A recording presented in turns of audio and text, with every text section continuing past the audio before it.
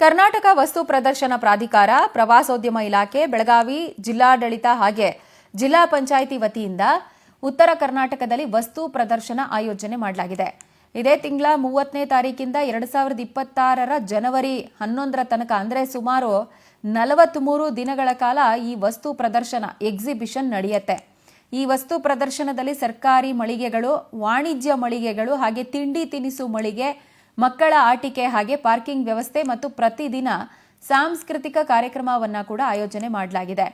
ಈ ಕುರಿತಾಗಿ ಕರ್ನಾಟಕ ವಸ್ತು ಪ್ರದರ್ಶನ ಪ್ರಾಧಿಕಾರದ ಅಧ್ಯಕ್ಷ ಅಯೂಬ್ ಖಾನ್ ಒಂದಷ್ಟು ಮಾಹಿತಿಯನ್ನು ಹಂಚಿಕೊಂಡಿದ್ದಾರೆ. ಕರ್ನಾಟಕ ವಸ್ತು ಪ್ರದರ್ಶನ ಮೈಸೂರು ನಗರದಲ್ಲಿ ಅನೇಕ ವರ್ಷಗಳ ಹಿಂದೆಯಿಂದ ಮೈಸೂರಿನ ರಾಜ ಮಹಾರಾಜರು ಪ್ರಾರಂಭ ಮಾಡಿ ಮೈಸೂರು ನಗರದ ಹೃದಯ ಭಾಗದಲ್ಲಿ 85 ಎಕರೆಯ ಜಾಗದಲ್ಲಿ ಪ್ರತಿ ವರ್ಷ ಒಂದು ವಸ್ತು ಪ್ರದರ್ಶನವನ್ನು ಮಾಡ್ತೀವಿ. ಆ ವಸ್ತು ಪ್ರದರ್ಶನ ದಸರಾ ಸಂದರ್ಭದಲ್ಲಿ ನಡೆಯುತ್ತದೆ. ಇತ್ತೀಚಿನ ದಿನಗಳಲ್ಲಿ ಮೈಸೂರು ನಗರ ವಸ್ತು ಪ್ರದರ್ಶನ ಕೇವಲ ಮೈಸೂರು ನಗರಕ್ಕಲ್ಲ, ಈ ನಾಡಕ್ಕಲ್ಲ, ಇಡೀ ದೇಶಕ್ಕೆ ಹೆಸರುವಾಸಿಯಾದಂಥ ವಸ್ತು ಪ್ರದರ್ಶನ ಆಗಿ ಉಳ್ಕೊಂಡಿದೆ. ಮೊದಲನೇ ಬಾರಿಗೆ ಇತಿಹಾಸದಲ್ಲೇ ಕರ್ನಾಟಕ ವಸ್ತು ಪ್ರದರ್ಶನ ಮೈಸೂರಿಂದ ಆಚೆ ಹೆಜ್ಜೆ ಇಟ್ಟು